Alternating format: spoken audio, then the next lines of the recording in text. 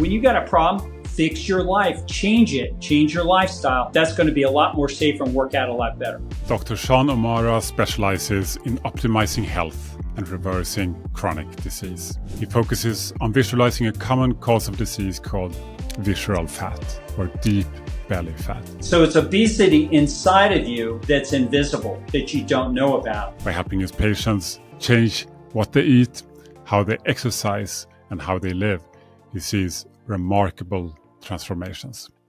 Here's my interview with Dr. O'Mara. Welcome to the show, Sean. Yeah, well, it's great to be with you, Andreas. Excited to be here and with your audience. Yeah, likewise. Really excited to talk to you. I mean, you're a doctor and you help to optimize people's health and performance. I would say, I mean, I'm a doctor too. It's a little bit different from what most doctors do, right? No, it really is. I was one of those, most doctors for most of my career. I practiced emergency medicine, and for probably about 17 years or so, I took care of people just like regular physicians do. And like regular physicians accumulate chronic disease, I accumulate a lot of medical problems. And then I was challenged by a patient to change my diet and to adopt a low carbohydrate diet. And he did something that was, and a lot of people have gone low carb, but this was back in 2009. He challenged me at that time to go on a low carb diet and also to consume fermented foods, which is something that a lot of people don't oftentimes get started together when they go low carb. People may go paleo, go keto, or go carnivore, but the difference with me is that I added in those ferments, and I think it made a huge difference because every medical problem I had went away. And I was intentional when I changed my diet to lose weight. Never thought about a medical problem going away because I was an MD. And the only way medical problems go away is you go to a doctor and you take medicine or you do a medical procedure. But what my experience anecdotally was for that 1 year, without a single second of thinking medical problems were going to go away, that they in fact slowly went away. And they went away so slow, Andreas, that at the 1 year point, I realized all of my medical conditions had slowly gone away and they were gone. And I never noticed it. I'm standing there peeing really hard like a teenager after having about probably 5 years of dribbling. And that's where I got this insight. Hey, maybe medicine, being an MD, is not as good as we think, and there might be something better. So I felt compelled to become a researcher, and I joined forces with an MD PhD, Dr. CJ Zhang, and we purposed to study the reversal of chronic disease, and I was largely compelled to do so based on my own experience eliminating all my medical problems. Barrett's esophagus, where I had precancerous lesions in my esophagus, high blood pressure, atherosclerotic cardiovascular disease. I had eczema all over my body, itchy, bleeding all the time. I had swollen legs. I had erectile dysfunction.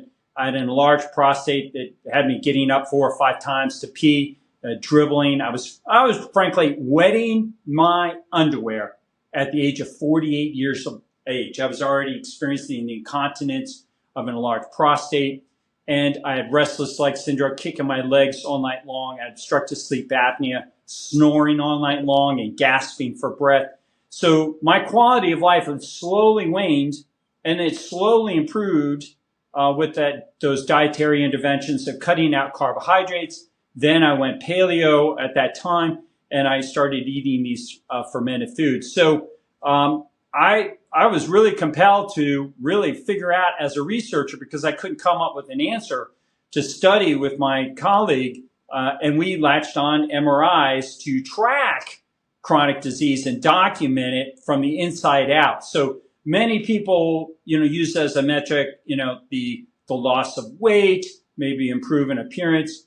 But we focused in on trying to identify new biomarkers, innovative biomarkers like visceral fat, fat, organ fat, fat around the heart, and then fat within the muscles. And we just kept finding these things. It wasn't anything we learned from medical school. We noticed that super, healthy young athletes, like professional athletes, professional football players, didn't have this muscle fat in their legs. But our older subjects in our study who were in their 60s and 70s and 50s, 40s, 50s, 60s, they had this, fat in their muscle equivalent to like marbleization.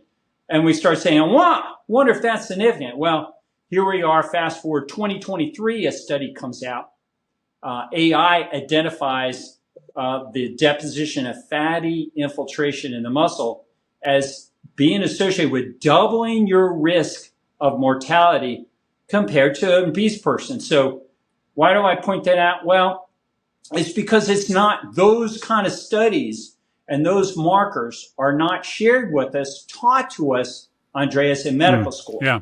We're not aware of this. And what do we push? The majority of doctors are pushing cholesterol because that's what is shoved down our throats in medical school. And there's a lot of medications that you can do. And it's until Ozempic came along, it was probably the most profitable classification of pharmaceutical products out there. So follow the money. What you really should be doing, if you're listening to this podcast and to us today, is you want to follow your results. And you can be distracted by other studies. But what I like to share, Andreas, is the N of 1. Just study yourself and see the results you're getting. And so the MRI offers a superior capacity for studying yourself to be that N of 1. And then you don't have to really be distracted by what's happening in the 7.9 billion other people that inhabit this planet with us. You just really need to see what's going on inside of you. That's why I love the MRI. Yeah, of course. It's an interesting tool. That was a great introduction to you. What a remarkable health transformation that must have been. Did you expect anything like that? How was that experience? Yeah, so I really didn't. It was shared with me, those dietary strategies just to lose weight. So when all that disease left me, it improved my quality of life so much.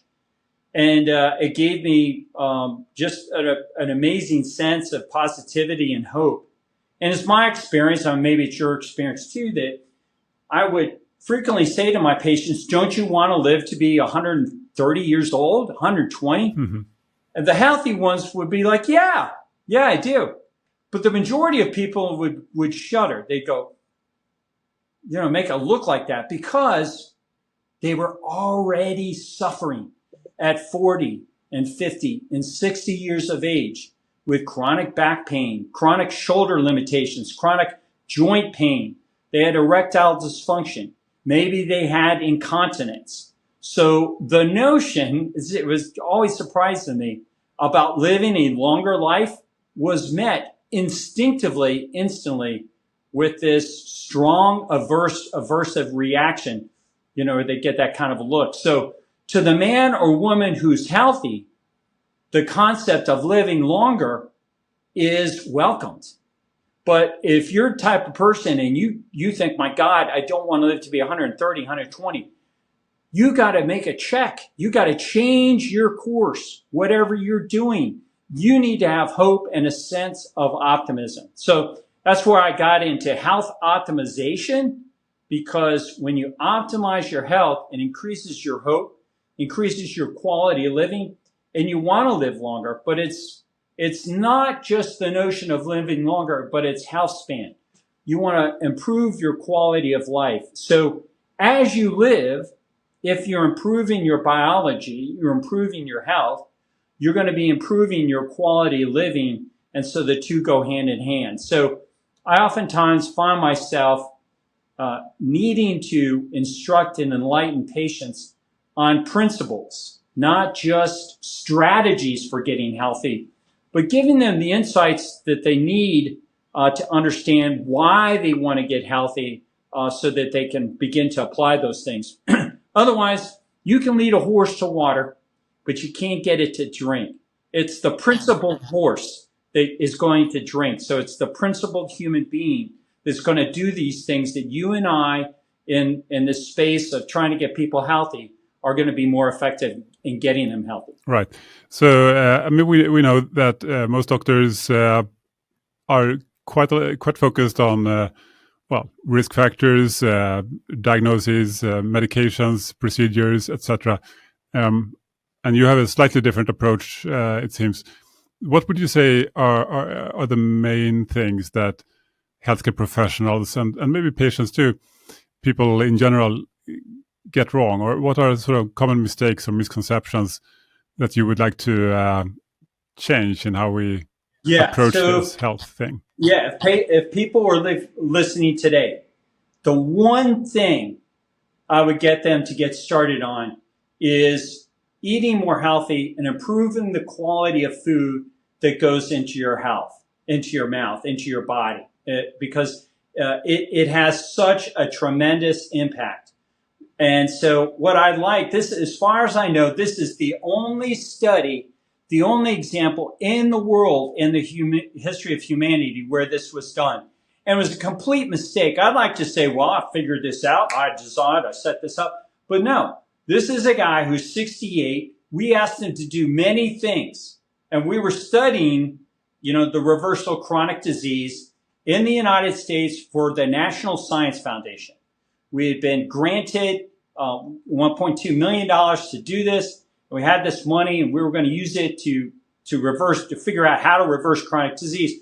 Most of the people in our study were young soldiers. I'm a lieutenant colonel in our Army National Guard here in the United States. So I had access to young soldiers.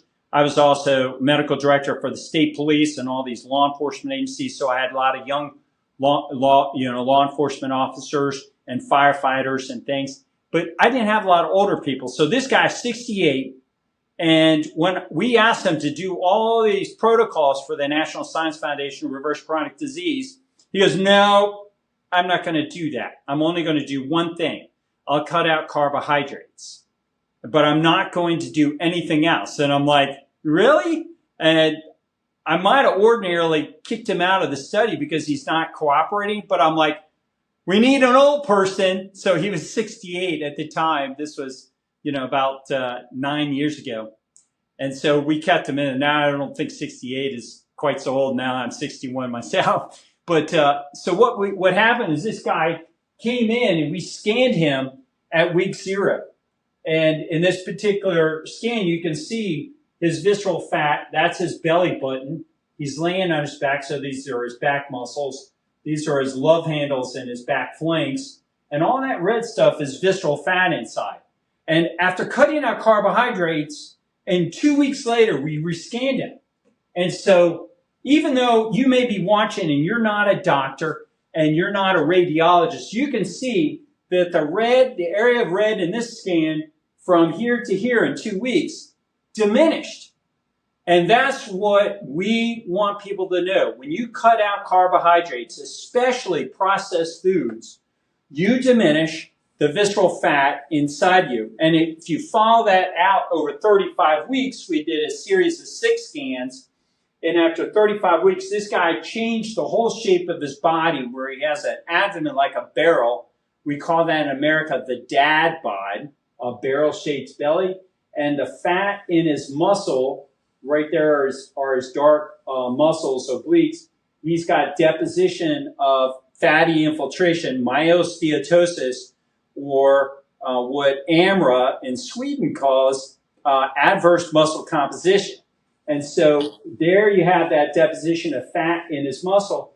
And by 35 weeks, that fat in his muscle is gone, and he substantially reduced his visceral fat. He changed his whole shape from having a dad bod to a body now more like a 20-year-old collegiate athlete. He's got a six-pack. He grew muscle and burned fat, and he didn't exercise 1 minute.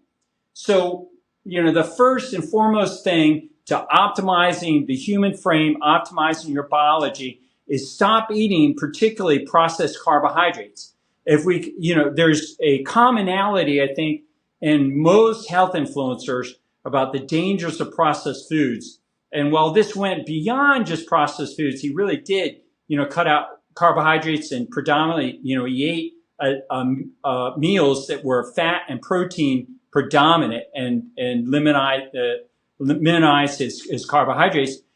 The proposition here is by doing that and not exercising, you can impact your health that much. So in my humble opinion, I would like to see these scans duplicated many times, but at least if we could get them into other physicians' offices so that they could show it to patients, show it to their patients. If we could get into medical schools and teach physicians, one, about this dangerous biomarker, visceral fat, that they do not know anything about. And if you doubt that, go have a conversation with your doctor and ask him or her. You could show him an MRI and say, excuse me, could you point to the visceral fat in this MRI scan? That's going to be a short answer question because they won't be able to. They don't know it. And so educating physicians about visceral fat, but educating ultimately human beings about eating healthy, eliminating processed foods. And I have been, anecdotally, my experience has been that as you eliminate carbohydrates, you improve your health for one category of people. And that are people that are metabolically unhealthy or had a period of being metabolically unhealthy or were formerly overweight or obese or have ultimately the common pathway to all of this is a disrupted microbiome. So for all you young, I say young influencers out there that are listening, and you are viscerally reacting to my admonition against carbohydrates, it's because you're able to eat them and enjoy them and not have demonstrable symptoms and problems with it. But as you continue to feed your metabolism, those carbohydrates, you will be selecting for what I call the bears to come and eat. And those will be carbohydrate dependent microbes that will begin to inhabit your gastrointestinal tract.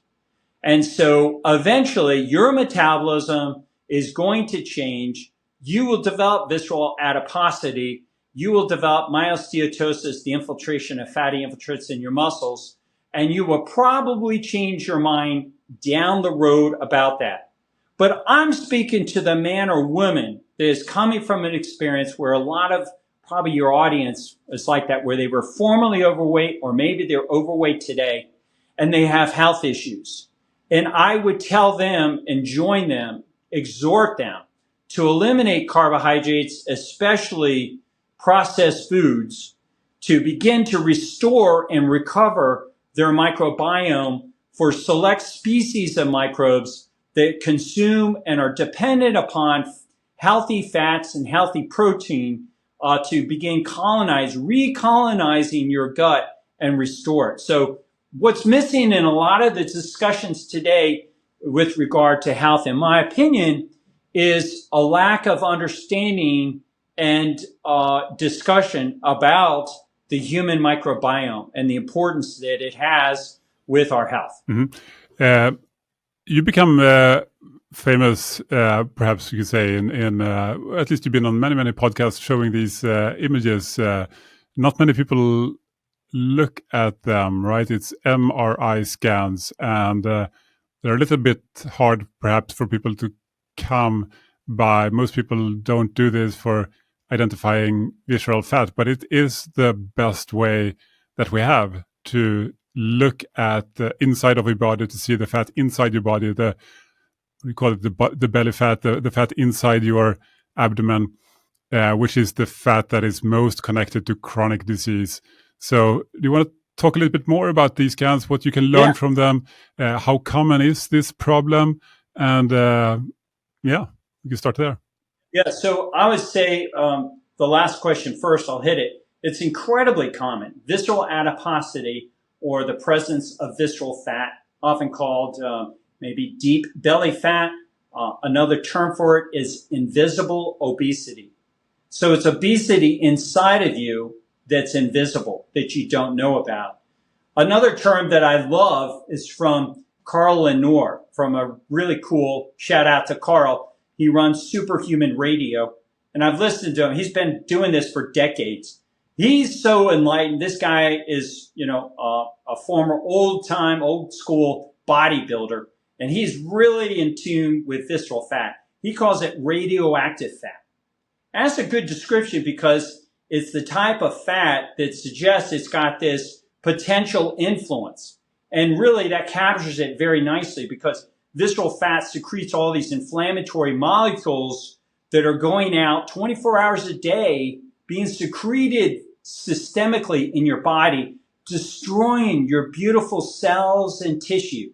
And it's aligned with every form of chronic disease that we studied in 6,000 people. So in our experience, as we targeted visceral fat and eliminated it in people, they self-reported their chronic disease symptomatology going away. And in many cases, we were able to capture it radiographically in the MRI scans being eliminated. Today, we see that now with MS. We have MS lesions that we're reversing by MRI, proven, along with clinical elimination of their symptoms, their clinical symptomatology, supported by the reversal of these MS lesions by MRI. So it's a really cool thing. You really should be aware of MS. If you have any form of chronic disease, you have nothing to lose to try out except for the elimination of visceral fat. So this is what it looks like in an individual who is large frame. So you would look at them, and if you wanted to use slang terminology, say this guy's a fat guy. He would look heavy. He was a heavy looking guy when it came to me, and he was filled with all this visceral fat inside. But check out his muscles. So muscles are dark on an MRI. Fat is white. But you can see patently, very obviously, the deposition of fat within those muscles. That's human marbling. And his beautiful back muscles, to take you back to medical school. I don't know what it would be like to go to medical school. I presume you went in Sweden. But in English, these muscles are called the erectae spinae muscles, which are Latin to keep the spine erect. And how erect, or how functionally erect, do you think these muscles will be able to keep that spine erect if they're slowly being replaced with this inflammatory fat that's so dangerous and doubles your risk of mortality? So the answer, ladies and gentlemen, to the older population that start getting hunchbacks and start curving their spine is, that is not from old age.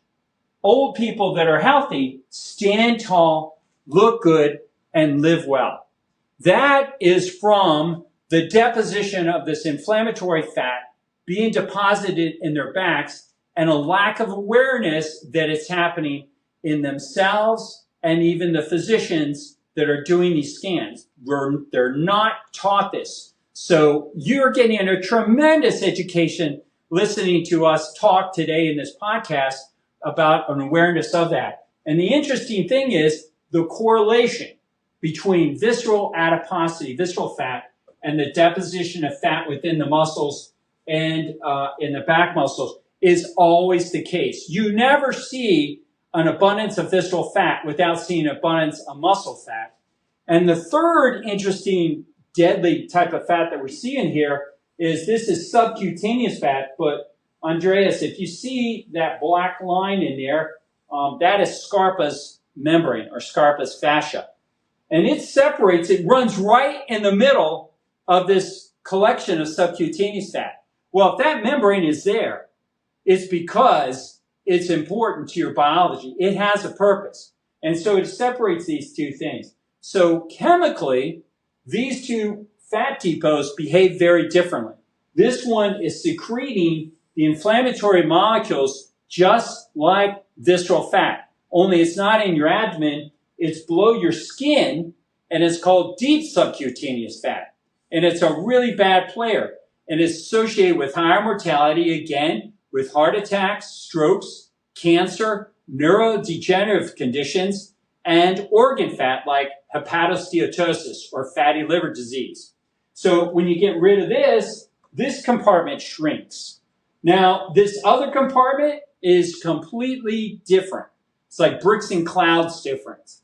This compartment is superficial subcutaneous fat, and it is lacking the inflammatory molecules that these three fats have, the cytokines, adipokines, interleukin-6, tumor necrosis factor, all of the inflammatory molecules that get released by visceral fat, muscle fat, and deep subcutaneous fat are not being released in superficial fat. Now, it does release another molecule that's not taught to us in medical school and is not shared with you, therefore, by your doctor, but you need to write it down if you're listening, ADIPONECTIN. It's a wonderful molecule that your body makes, but only if you have an abundance, an adequate amount of superficial subcutaneous fat. So this is where I challenge people. You want to have a six-pack, but you don't want to see that six-pack. I'm going to show you mine. I've got a layer of fat on there. It's superficial subcutaneous fat. Now, I know exactly how to get rid of that if I want to, but I'm a researcher, and I'm educated to adiponectin. Now, if I want to go win a bodybuilding contest, if that's more important than my health, I'm going to lose that superficial subcutaneous fat. So you can see my striated six-pack. Now, I got one because you can see it in my MRI. It's just that I conceal it with a superficial layer of that subcutaneous fat so that I have the benefit of adiponectin. And adiponectin protects you against the same things that these three bad players cause. So it lowers your risk for heart attacks and strokes, cancer, neurodegenerative conditions, fatty liver. It's really beneficial. And what's also interesting, it appears to have alignment with your health overall. So many women have privately messaged me that when they got rid of their superficial subcutaneous fat through liposuction, right? They went to see a surgeon that sucked all that fat out of them so they could see their bellies a little bit better. They regretted it because their health declined and their faces became less attractive. Do not mess with a man's penis and do not mess with a woman's face. Those two areas are very targeted areas of importance. So had the surgeon warned those women that it's going to have an impact making your face less attractive, they'd have not had that procedure. So just look for yourself. Women, women with six packs, Google it and look at images and you'll see a harsher looking face. Now, where do you see a real pretty face? Is the Renaissance period where the masters painted and sculpted cherubic women with large kind of fertile, kind of abundant, subcutaneous fat on them with gorgeous porcelain-like pretty faces that were so compelling to those masters that they had to paint them and sculpt them because of their beauty. So it's that subcutaneous fat, that superficial subcutaneous fat, that is so beneficial. So you want enough of it, not too much, but you certainly don't want to have, too little of it where maybe you're anorexic and you see your six-pack. So superficial subcutaneous fat is something that doctors don't know about. Deep subcutaneous fat we don't know about. And most of your listeners won't know about unless they have the benefit of listening to this discussion. And more importantly, it doesn't matter what's happening in other people. Get your MRI. Learn how to become healthy. Get that MRI and see what's going on. And then repeat it in 3 to 6 months. Love to get into this because I asked some people on X for what they wanted me to ask you, and one of the things that came up a couple of times is, well, I mean, this is a great investigation, of course, with an MRI, but they are a little bit hard to come by and they're a little bit expensive, right? Like $2,000 or something in the US. Are there some easier ways to? Basically, so what I would like to ask is, if you can't easily get an MRI scan, obviously it's great if you can, but if you can't, what's the next best thing? Like, for example, simple tools like a waist circumference or a waist to height ratio or something like that. How well can that predict that's pretty this? good. Yep. I think waist to height ratio is a valuable number that allows you to pretty decently infer how much visceral fat you have in you. But I would suggest the poor man's MRI, if you can't do it, is just look at your love handles. That area of adiposity in your back, right in this flank, I don't know if you can see this area here, you measure those, and you can do fat calipers or just use your hand. If you can reach back there and you've got big love handles, the chances are you're going to have a lot of deep subcutaneous fat that you can infer. Now, women have a larger proportion of their love handles being superficial subcutaneous fat before they hit menopause. Then after menopause, it converts and they start getting more deep subcutaneous fat. I can tell this is a male because they're predominantly deep subcutaneous fat. It's interesting that if you Google love handles, you'll see all these ads come up from plastic surgeons who are surgically removing them in males. Males don't like them. You know, it's because when you got deep subcutaneous fat, it doesn't look like a pretty fertile cherubic female. You look like a lazy slug as a male. And so when you see a picture of from the backside, you're like, dear God, those things, I'm going to plastic surgery, cut those things out. But you don't want to cut them out. You want to cut out the things in your life, in your lifestyle, like processed foods that are contributing to that. So poor man's MRI is grabbing that. But let me address the first part of your question. A lot of people think an MRI is $2,000 or $1,000. But the truth is, the average cost of a cash pay, meaning you don't go through insurance, in the United States is around $500. And some places it's half that, $240 for an MRI in the city of Los Angeles or down in Palm Beach, down in Florida, $250. So you can get these scans at a cash discount if you don't go through insurance very reasonably. And it's way worth that money, $250, or it's even worth I'd pay $20,000 to find out what I got to do to turn my health around, because let me ask yourself this question. Stroke, wearing diapers, grunting, drool coming out of my mouth, getting cancer. Can you put a price tag on that? Now, $20,000 is excessive, so you should be able to get it a lot more reasonably. But pay cash, don't use insurance, and you'll be able to get that a lot cheaper. Pay cash, maybe get it for a few $100s. Another question related to that is, poor metabolic health is rampant all around the Western world, right? Including in the US, adult population, maybe 93%. So if a random person gets an MRI scan, probably what it's going to show, like 90%, 93% or so, certain will show you got visceral fat.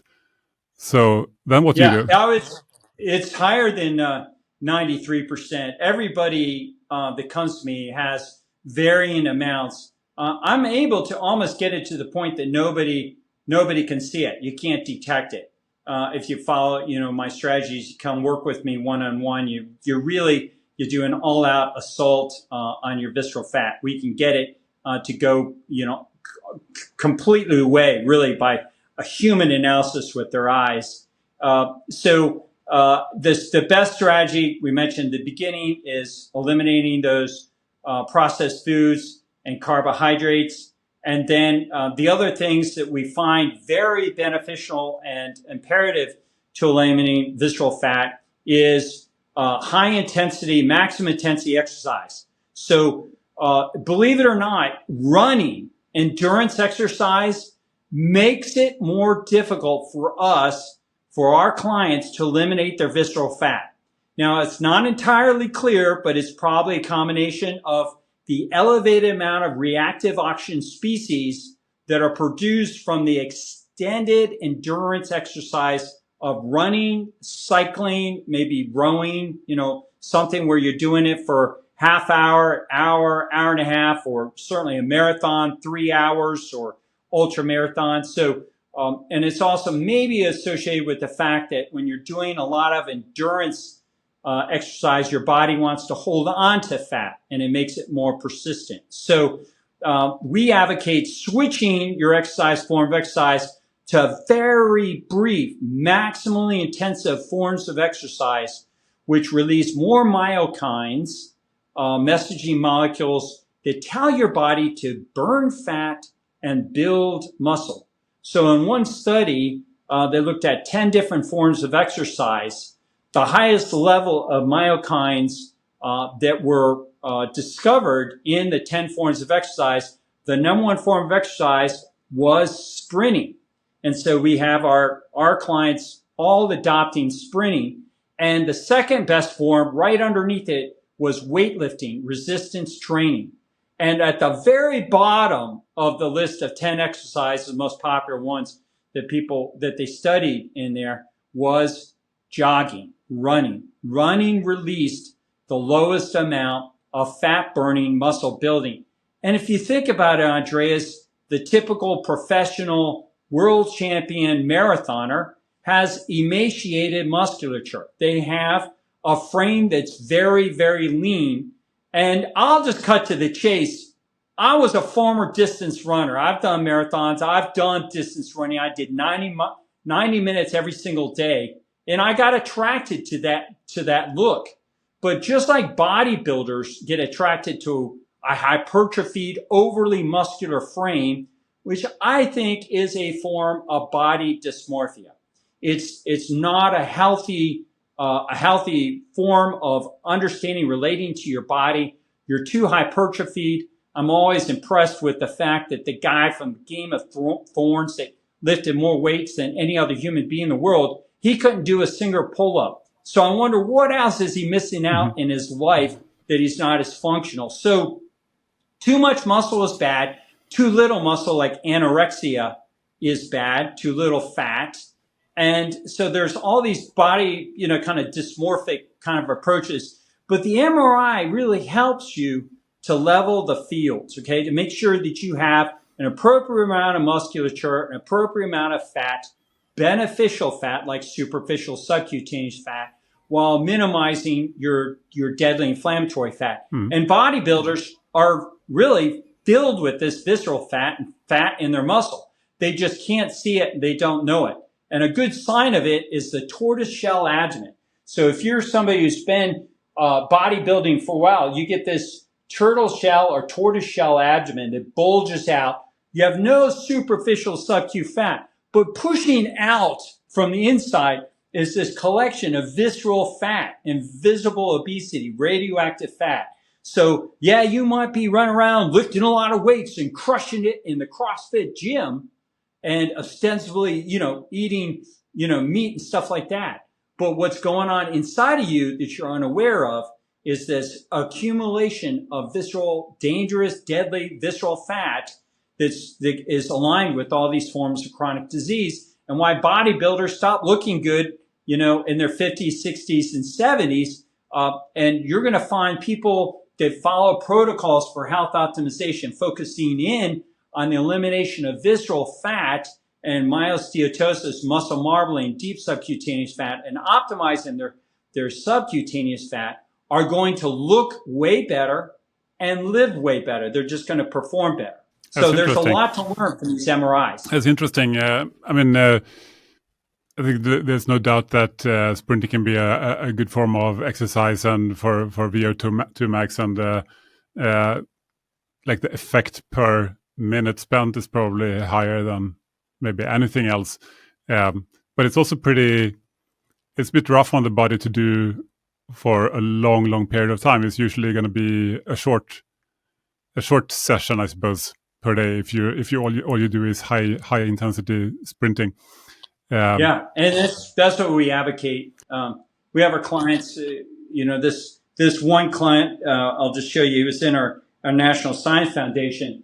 He was filled with visceral fat inside here. He was running 10 miles a day, 5 times a week, And we asked him to switch and stop doing distance running and adopt sprinting, where he just sprinted 6 times a day for 10 seconds, 5 days a week. So, about 30 sprints a week. That's, if you add add that up, that's about 300 seconds of sprinting, or, the equivalent of 5 minutes once a week.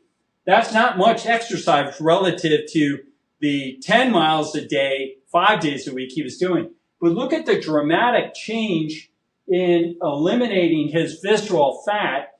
And he actually grew muscle, got a 6-pack in less than 2 months from changing his form of exercise. So this is an N of 1, anecdotal, and not everybody's going to have the same results, but we pretty routinely will see very dramatic reduction in visceral fat with the adoption of sprinting into somebody's lifestyle. Yeah, I'm not going to attack sprinting in any way. I'm sure it's fine. I'm sure it's an excellent form of exercise, and that it can be very, very time efficient and effective in various ways. But it's still interesting to push you a little bit on this, because there's another big trend, I guess, to zone 2 exercise.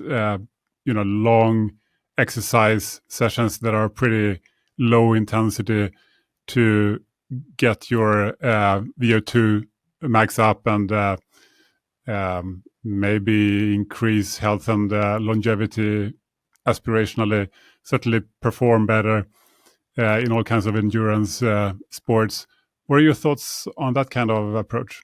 Yeah, it's a great question. I was super interested in VO2 max. I followed a long time because of the association with health. But here's the confounder. I pick up on VO2 max. If you're serious about VO2 max and you're competing to get your VO2 max maxed, then you by nature are going to be living to be more healthy. And so there tends to be the introduction of a lot of confounders. What I would like to see is a head one-on-one study looking at these 2 interesting biomarkers, VO2 max and visceral fat. That would be interesting to be able to see which one ultimately provides better results in terms of health span as well as longevity, but mostly quality of living. Is it by following and maximizing your VO2 max, or following and eliminating as much as possible visceral adiposity? In my humble opinion, anecdotally, looking at I've had a lot less experience following VO2 max than visceral fat, since I'm so big into visceral adiposity and these dangerous fats. It's been my anecdotal experience that people who end up eliminating their visceral fat ultimately do much better than those that are concentrating on VO2 max. But I'm a serious scientist. I have to be objective, and I would like to see this study done. I'd like to see a one-on-one, head-to-head study looking at these 2 interesting biomarkers. And, people that do a lot of zone 2 exercise, even though that's exactly the opposite of what I have people do, experience a lot of benefit. But in the long run, what do we find out if they're concentrating on that zone 2 max? I think there end up being like a lot of ultra marathoners and professional marathoners that end up losing a lot of muscle mass, lose their fast twitch muscles, and their quality of living is deteriorating. So, it may start showing up, in your 60s and 70s with stress incontinence, where you start to leak a little urine when you cough and you sneeze, or you start passing a little bit of gas when you start urinating. And so people that are concentrating on their fast twitch muscles, doing more maximum intensity exercise, more in an anaerobic state for very briefer periods of time, end up having better muscle tonicity. So what we find are, in the absence, when you don't have muscle, much myosteatosis, you eliminate that fat in your muscle, the tone of your muscle performs much better. And so your back is aligned better. Your pubic rectalis muscle does a way better job. And a very interesting manifestation of that pubic rectalis muscle can be gleaned from a bowel movement. So, your stool, when you have a bowel movement, is a reflection of the tone of that pubic rectalis muscle. And so a lot of doctors don't talk about it, maybe some gastrointestinal GI doctors, but if you are having bowel movements, you need to look at your stool. You want a type 4 stool that's tapered, pointy at both ends, that's smooth, because you've optimized your microbiome, and your puborectalis muscle and your rectum really is a functionality when you defecate like a reflex. And so when you have, this is your rectum, stool filled in it, the anus is looking right at you, that pink anus. And when you have a bowel movement in a healthy person, it unfolds like an envelope, coming out, opening until the aperture, a little teeny tiny opening, forms that first taper, that pointy tip, and expands. Now it's smooth, like smooth serve ice cream. And then it closes, and it once again repeats that little taper, and it folds back in. And when it folds back in, guess what? No stool on the outside. Animals in the wild don't need toilet paper. They don't have residual stool. Now, everybody's seeing that happening, but that's a diseased animal, and it's exception. But the normal wild animal does not have residual stool on their anus. The normal average Homo sapien today does, and they need toilet paper. So if you're listening today, look at super healthy people. Who do you look at? Your kids. When you toilet train them, you say, now, Daddy, Mommy says to wipe. And when they would wipe, there would be nothing on their toilet paper because their muscles have not yet filled with myosteatosis. They don't yet have visceral fat inflammation. And so their reflexes, their muscularity, the tone of those muscles are all behaving. We need to pay more attention to our young, healthy kids because they're just healthier versions of us. And I tell children, you need to pay attention to your parents because they're unhealthy versions of you if you continue to eat all this candy and ice cream and processed foods and donuts. Start eating healthy as young people. So, just how you defecate is a window how your stool looks into how healthy you are. And it's my experience as we get rid of visceral fat, people go from all these other crazy forms of stooling to much more healthier levels of type 4 stool and peeing. Today I'm 61 years old and I'm proud to say I haven't tried. I think I could pee over a hood of a car. I go into a bathroom. I don't use a urinal. I use a toilet so I can make Niagara Falls, a very loud sound of a healthy male. And it's kind of weird, but I walk out and other men are like, who the heck is in there making that noise? So just like young people might go and flex, in the gym when they're putting on muscle, that's my biological flex. When I go and pee, I make that loud sound, to let other people think, my God, how come that guy can pee that loud? How come I can't? So they start reflecting on, that you can be old with gray hair and be, having a quality life. And you're saying that that's because you got rid of the visceral fat, so like more space for everything. Yeah. Sort of. Well, you get rid of visceral fat, you lose the myosteatosis, the infiltration of the smooth muscles as well as your skeletal muscle.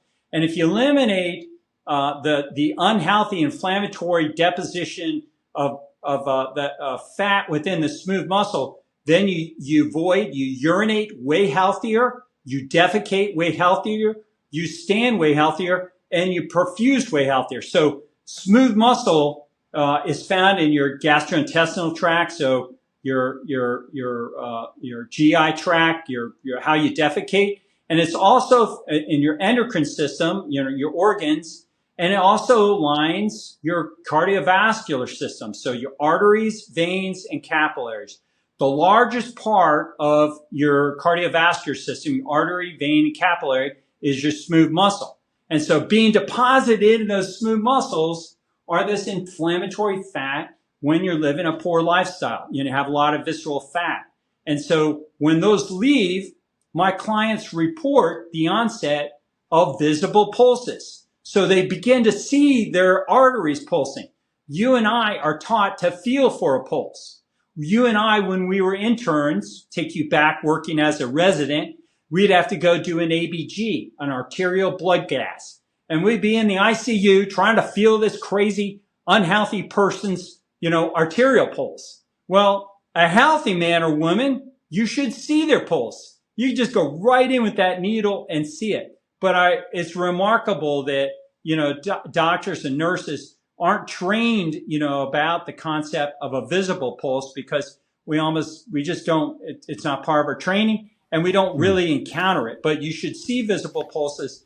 And the other manifestation of that is an erectile functioning. So a male should have a rock hard erection. It should be like a steel rod. But as you optimize that blood flow, that erection should not just be hard. It should be more like a healthy erection when you were 17, and it should bounce. Most people, males listening, have forgot that their erection when they were a teenager bounced. And so we see with the advent of visible pulses, improvement in erectile functioning, and a gradual little teeny bounce at first. You keep doing it, and that bounce becomes bigger and bigger and more prominent. So it becomes a biological dashboard of sorts, along with not having to wipe when you have a bowel movement, a type 4 stool, being able to pee very vociferously with our strong stream, and all this, an improvement in the skin trigger, snaps back much faster. So physicians who are trained to these kind of biological markers will do far more benefit to their patients than tracking numbers in laboratory studies. Right. So what should people do? We talked about eliminating processed foods as much as we can, reducing carbohydrates. What about protein? That's important. Yeah. So I'm a big believer in protein. The healthier the quality of protein. Our ancestors, as a species, we hunted very different than any other predator. Lions and tigers, other predators, they go for the easy target. The old animal, the infirmed animal, or the young calf, because they were just easier to hunt. We, however, have a cortex within our brain that allows us to analyze the target of our hunt and learn anecdotally when we hunted the healthiest animal, the healthiest form of protein, it made us better and our people better. And so we could learn to read the silhouette of a bison. Native Americans in America would talk in history about reading the silhouette of a buffalo to know which one was healthy, the healthiest, and the sheen of its coat, the fur, how it appeared, betrayed that animal as the most desirable and healthiest animal. And that source of protein is going to confer much better health and dietary nutrition for us. And I will also comment, going back to my early comment about the microbiome, that animal will have the healthiest microbes in its fur. That fur is where the microbes are stored. So when you and I and any animal goes into water, we lose an abundance of our microbes, except for those that are kept in our hair and our fur, where human hair and animal fur and birds' feathers are perfectly designed to retain microbes, even in the setting of water.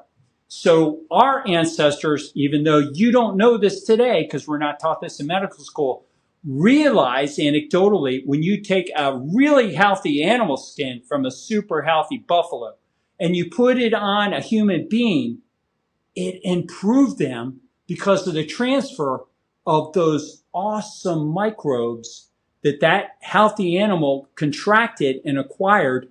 It made that human who was adorning themselves with that animal skin more healthy, and they performed better. Interesting. I would love to cover a few brief other topics as well. One that came up from people is, people know that you promote often, eating a lot of animals, even carnivore diets. How about people who are more omnivores or even vegetarians or vegans? Can they get rid of their visceral fat? And if so, how should they do it? Yeah, so this always kind of gets me in trouble with my carnivore physician colleagues in the social media space, and I love them to death. And I eat tons of meat, mostly meat, but I work with everybody from around the world. So vegans, people travel all over the world to come to me, and even vegans, and they won't eat any meat, and they lose visceral fat if I get them off of processed foods, off grains, bread, pastas, rice, and things like that, and get them eating more complex carbohydrate vegetables consumed with ferments. You got to get the benefit of the microbes from fermented food to facilitate and optimize the gastrointestinal tract, gastrointestinal digestive process. So it's the inclusion of those fermented foods, the microbial benefit that even allows people that are eating a strict plant-based diet to improve. And of course, omnivores, we can improve them because they're kind of in the middle. So sometimes I work with just strict carnivores. It doesn't matter who you are. What's your favorite plant-based foods? If you were to recommend some plant-based foods, they're supposed to avoid major sources of carbohydrates, perhaps. But what can they eat? What are good things to look out for or search out? Well, I would say any vegetable that's been fermented will have lower carbohydrate content through the fermentation process. But if you're talking about specifically fresh vegetables, the ones that I advocated, for clients to take are ones that have lower amounts of oxalates and lectins in them, and they're going to be different based on different areas. They're different in India than they are in North America. But I try to get them, if they're going to eat those, to always consume them together with these fermented vegetables. But if you take those vegetables, those same ones that are fresh, and ferment them, you retain the nutritional value of those plants, but in the fermentation, you eliminate the oxalates, the lectins, the saponins, and these other microtoxins that are part of a plant defense that I think are valid to talk about. I think they haven't been really well studied, and I will say as a physician, I'd like to study them more because carnivore physicians tend to maybe be a little too dogmatic about all the problems. I think plants and vegetables have a medicinal value, and I truly think that they have a therapeutic value. Yeah, just to wrap it up then, what people can do, eat less processed foods, eat fewer carbohydrates, animal foods perhaps, or fermented vegetable foods, sprinting, high-intensity exercise. Yeah, so hormetic. I'm very big on hormetic, that which does not kill you makes you stronger. So I'm a fan of cold plunge or cold showers, a cold exposure, and then the opposite, using a sauna, a dry finish sauna, like our European colleagues are used to, not infrared. I'm the only one that I'm aware of that speaks out against infrared, and it's just because I don't have enough confidence in that exposure to that form of energy. I think it just penetrates way deep. So I like the dry finish kind heat. Both cold plunges and hot saunas create shock proteins, chaperone proteins, which are beneficial for reduction of disease. Lots of studies supporting that. And the other form of hormesis I like is exposure to sun. So I'm a big advocate for sun exposure. And then fasting is probably one of my most favorite hormetic exercises, and not just intermittent fasting, but I think a human being is greatly benefited from extended fasting. So I get my clients gradually up to, over about 3 to 6 months, I have them embracing a practice of extended fasting for 3 to 6 days, 3 to 6 days of fasting. After about 3 to 6 months, they slowly get up to it and get acclimated. But do not do that too soon, because if you do it too soon, it's going to be really problematic for you and very, very difficult. So fasting has an amazing ability to improve people. And an example, one quick photograph I'll show of face is in this young man here who fasted for a week from My Wild Adventure. If you go to them on Instagram, I always give him a plug because he allows me to use his photograph. 1 week, he improved his face that much from just 7 days of fasting. So fasting really has, through autophagy, this wonderful ability to make you more healthy. So I really think fasting is one of my most important strategies. So sunshine, sprinting, sauna, cold plunge, fasting, carbohydrate elimination, especially processed foods, the introduction of the healthiest form of protein, which we talked about, by hunting selectively for the best protein, be a modern hunter like our ancestors hunt around for the best sources of meat with low steatosis, low marbling in that meat, rather than a marbleized steak. You want to eat a grass-fed, grass-finished with low marbleization. And then optimization of your microbiome, eating fermented foods, having little sips of glacier water, natural bodies of water, even ocean water to enrich your microbes inside of your body. Get dirty in interesting virgin force, with soil that's out there for soil-based organisms. Get them on your skin, get them in your body. They'll optimize you. We've got to get away from this notion that all microbes are bad. Most microbes are beneficial and at least benign, and some of them just are fighting like Hades, want to save your life. And you just need to cooperate by getting more of them inside of you and on your body. Cool. A couple of two final questions.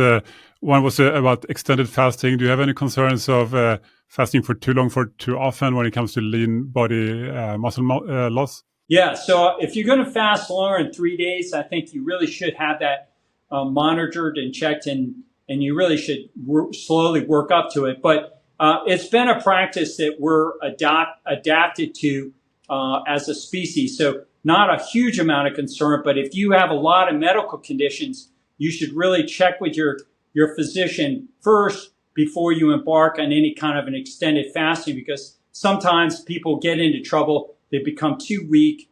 They're not able to exploit the necessary ketogenesis to maintain their ketones. And the last thing I want to have happen is have somebody have a bad experience with extended fasting and they give up on it. So it's better to team up with a practitioner who's really experienced with it to help guide you into that. Cool. And then the final question, since we've been talking a lot about visceral fat and losing excess belly fat, probably the biggest hype around this, and I know this is not a lifestyle intervention, which is your focus, but GLP-1s, Ozempic, Mounjaro, all these medications, what are your thoughts on them? Can they be a support for people? Do you use them? Any concerns, or are you a fan? What do you say? Well, it's all over the place, and we've seen such great things about them. There's a lot of, buzz that's attended to it, but I tend to take a wait and see attitude about these medications. So here's what my concern is. I want to ask the question, what's happening to the muscle? It looks like obviously people are losing fat, but at the same time, I'd like to see what is happening specifically to the muscle. Are they also losing steatosis, the deadly inflammatory fat within their muscle? Are they shrinking their muscle when they should be growing it? And the third question I have is, what impact does it have on the microbiome? And that's something that's both of short-term and long-term significance. And so, they're super interesting. But if I was an overweight, obese person, I would hold off and wait and see what's happening. I would follow Mother Nature and what's best for our species. First trying out the things that we talked about here, and resist the temptation to be a pill pusher, where you just every time you got a problem, you look for a pill. When you got a problem, fix your life, change your lifestyle, and that's going to be a lot more safer and work out a lot better. Can you do both at the same time? I think there's no reason why not to. So if you are already on Ozempic, absolutely, I would encourage you to adopt these natural strategies for the purposes of weaning yourself off of them. You don't want to be somebody who's dependent upon a pill. That's just not a healthy lifestyle. So I love that, Andreas. That's a great suggestion. Start changing your life. draw the encouragement of weight loss if you've had some. By now, adopting healthier lifestyle choices, and then get yourself all that medicine and stay off of it. The best way to keep off of obesity from coming back is using fermented foods. It's the most unstated, undervalued way of preventing recurrence to weight gain, in my experience, is getting people to have a practice of daily use of fermented, microbial-rich fermented foods. Nice. So thank you so much, Sean. Any final short message you want to leave the audience, the listener with? Yeah, I just want to tell you, I feel so great at the age of 61, getting rid of this disease. And you should believe it. You should understand and embrace health optimization. Don't just purpose to lose a little bit of weight. Optimize your health. Get as excited as possible about the most important physical asset, which is your body, to optimize your health. I think your soul is your most important asset, but your body is your most important physical asset. Take care, invest in it, rather than investing in stocks or your portfolio or your house or your car. Invest in your body, and your quality of life will be way, way better.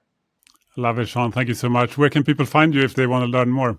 So my website is just my name, Dr. Sean O'Mara, DrSeanomara.com. I'm on Instagram, also the same handle, Dr. Sean O'Mara. On X, the same handle, Dr. Sean O'Mara. YouTube, same handle. LinkedIn, the same handle. And TikTok, Dr. Sean O'Mara. And I love to interact with followers. So come on board, follow me, and I'll lead you in strategies to optimize your health.